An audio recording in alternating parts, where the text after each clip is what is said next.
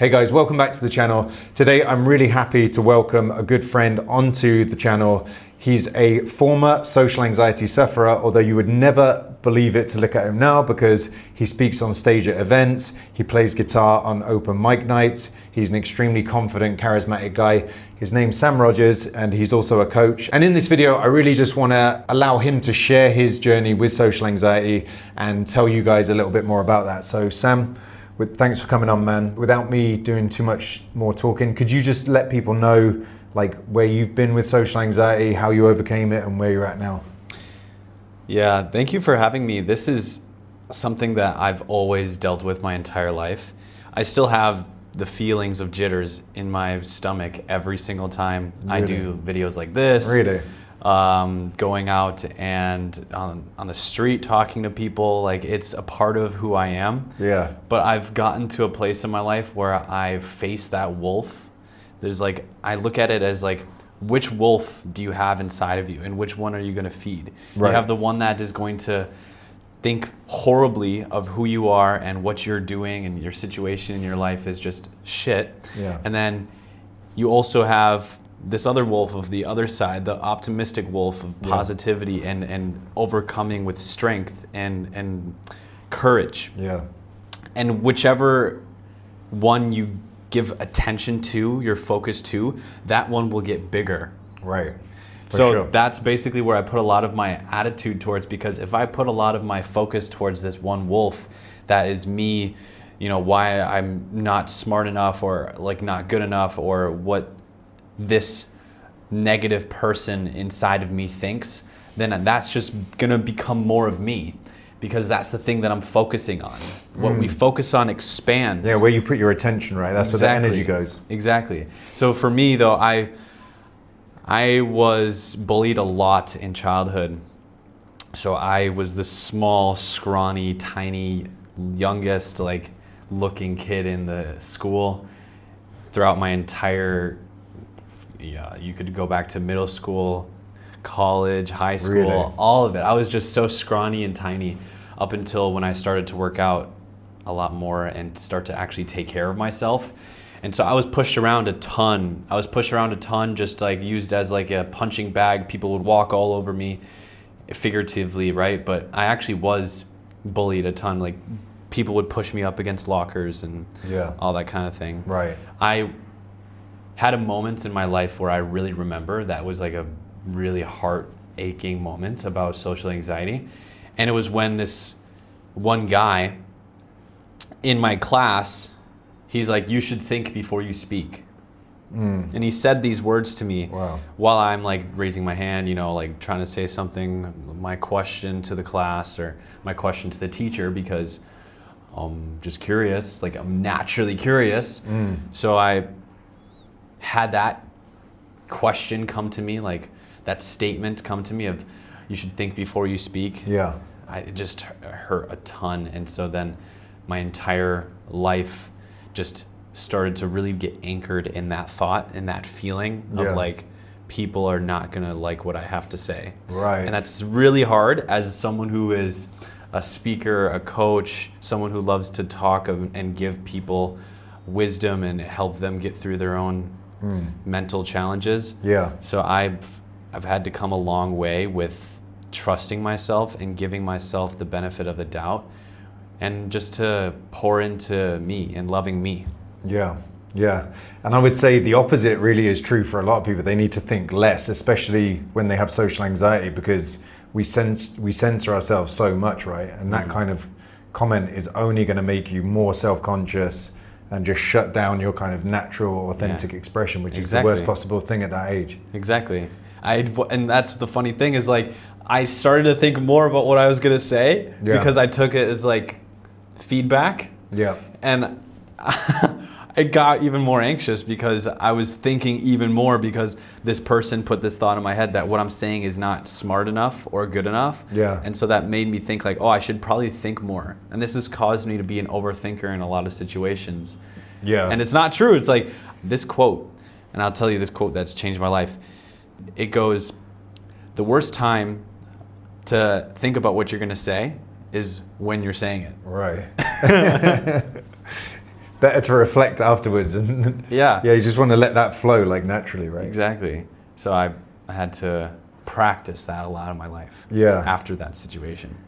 And it's amazing to me to hear you say that you feel the jitters, because my experience of you is so different to that. And I think this is so interesting on coaching calls, this identity gap between how people see themselves based on so much of their past experience and how they come across to other people. Because if people met you like now at face value, you're the guy who's doing backflips on the beach, who's in the ice bath, you know, who's doing calisthenics and active, and I mean, leading men's groups and leading coaching stuff and talking on stage, right? And that's very much your energy now. So it's incredible to me to hear you talk about jitters, because you're very much like a leader in our community of setting up meetups and you know, speaking in rooms full of, you know, dozens of people, right? And speaking on stage at international events now as well. Yeah. Yeah, that's not been easy to do, just to get into that identity, as you call it. Yeah. Just because my entire identity used to come from this place of not the smart person to say stuff or think of or host things. People are going to use me and I'm just going to get treated horribly. Wow. So I've had to do a lot of work to just come from like trying. Yeah. I have mixed feelings with this word trying, because people say they'll try something, but they don't put all of their energy into it. They don't put all their efforts into actually like executing and doing it at their best. Right. However, I look at the word trying as first coming from a place of never doing it before or having a lot of fear. Yeah. And that's the actual real side of where trying, the word trying, should come from. Like experimenting, right? Yeah, exactly. Because like, especially in social anxiety, you do want to try something as often as possible. You want to get out of your comfort zone as often as possible. Yeah, once a day preferably, I would say. Oh, right? yeah. At least once a day. Oh yeah. And like you mentioned the thing about backflips, it's like the only reason I do that is because of fear. I look at fear as one of the most welcoming upgrades inside of us in our life. It's the literal signal to showing you where to upgrade. It's your compass, right? Saying that's exactly what you want to lean into. Yes. If you're scared of public speaking, do some public speaking. Like, Yes. if you're not getting scared, you're not really doing anything, are you? You're not Exactly. growing in any kind of way. That's the way that I look at it. I've started to change the way that I look at fear, and I don't look at fear as like something to run away from anymore. It's something I'm like, oh, Run into let's it. do it. Yeah. Yeah, exactly. That's where the fun is, on the other side of that. Yeah. Yeah. Exactly. So that's why I try, because if there's fear, I'm going to try doing it, but I'm going to do it with the absolute best consciousness and mindfulness and just all go intention for it. Yeah. I love that, man. It is the compass for life. It is the thing you need to lean into. So can you tell us then, like, because obviously that's a massive transformation, and it's so interesting how what you're talking about there, it's like when we hold on to these old stories from the past, like being the smallest in the year, being the guy that's shoved into the lockers and the one who doesn't say the right thing and needs to think more before he speaks, like that's the old narrative, right? And obviously you've done a lot of work to let go of that, to be this guy who now speaks. You were just in Nepal speaking at a Nomad event, and you lead a men's group here and you lead a creators meetup here. So what did you do to like help yourself let go of those old stories and kind of reinvent yourself now? Yeah, it does have to do with like this self-image. And that's something that is super important to go through. You're viewing yourself as someone who you experience now, but that's from a past experience. You don't know who you are ever, and I still don't know who I am to this day. But I do. It's like there's a nuance to this where it's like I give myself a lot of credit, but also there's still a lot to discover. Yeah. And so I've had to dive within myself to look at my life, every single moment that I've been through. I need to look at that as just an experience, not something that is part of who I am. I don't I learned to disassociate and detach myself from those moments in my life. Like with the moment that I had been told you should think before you speak, and I'm like, okay, that was a great experience for me, but it's not who I am. I was pushed up against lockers, but it's not who I am. Like I had to learn to let go of that. It's made me who I've become now because it's been part of my experiences and I've learned from them. However, I've learned to, it's a completely different thing when you have to actually go inside of your thoughts.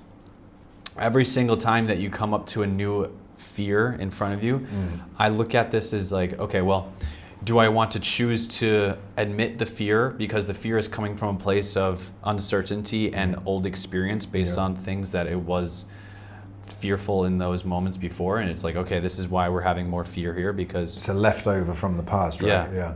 So I'm like, okay, do I want to continue on with that fear and let it be a part of me, like I was talking about with that wolf, or do I want to try something new and become a new version of myself in this exact moment by trying to take on this idea? And then my identity of who I am, my image of who I think I am, then starts to change into a different self as I step into this new action.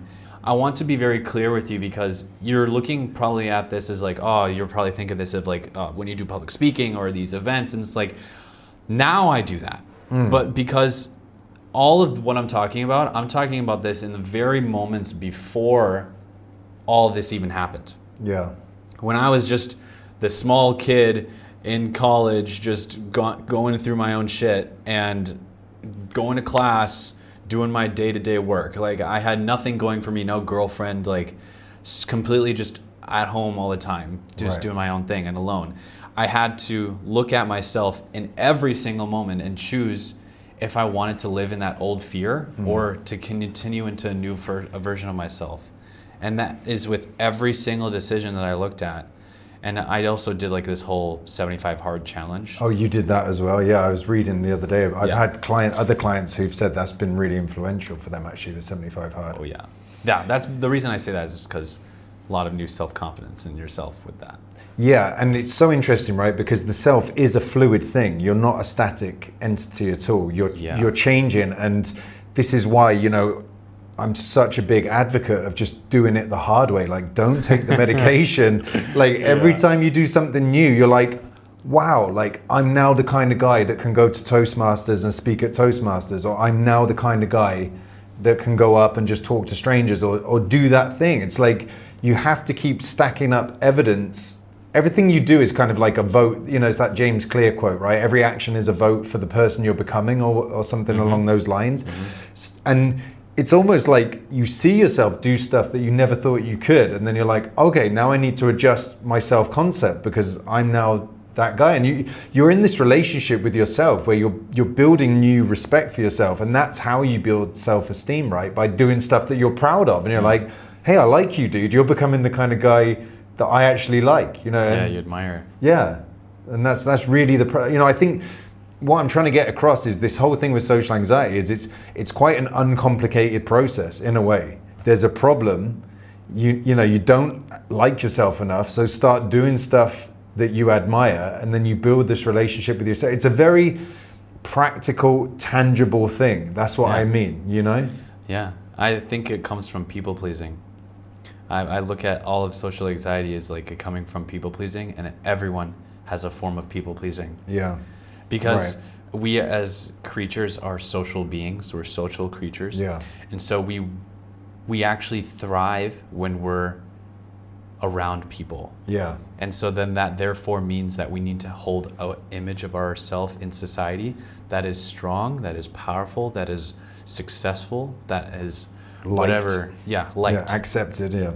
All of that. And so then people will do things to be liked by people, even to think it will be helpful for other people. Like some people think of, oh, I should go off in the forest and that will be the way that I can help society. That basically they're aspects of how they think of themselves. And that's a form of social anxiety because it's people pleasing. Right. All of it comes from they want to go off in the forest because they think it'll please others, Right. and so they want to remove themselves from from people.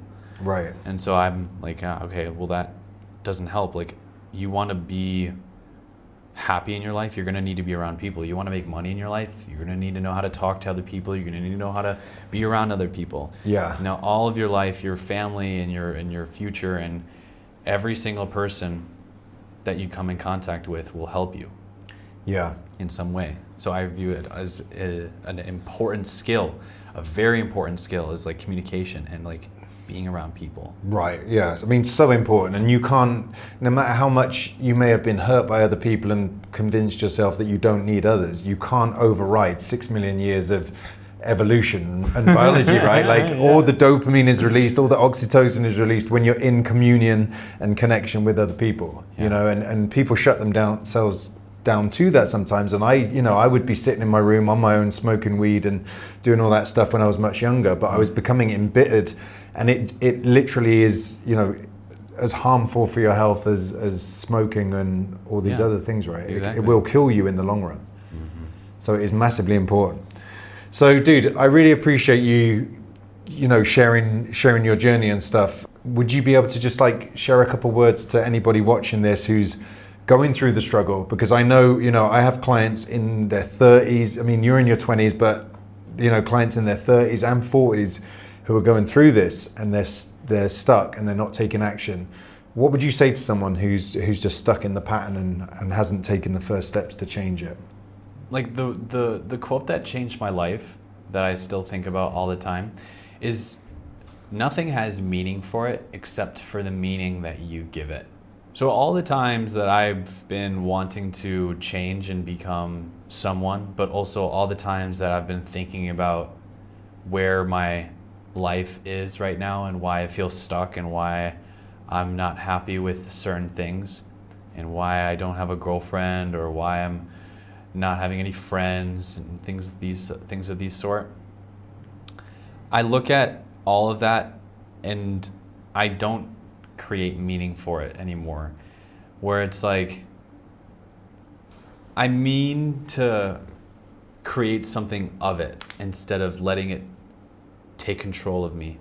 So I've looked at all of these forms of who I am and who I want to be, and I choose my values, what is important to me from my life. And so in your case, it's just about letting go of who you've been and making a decision to just change and to become someone else, because it's literally takes a second just to say, I'm done with this and I'm going to do everything that I can to start to take care of me.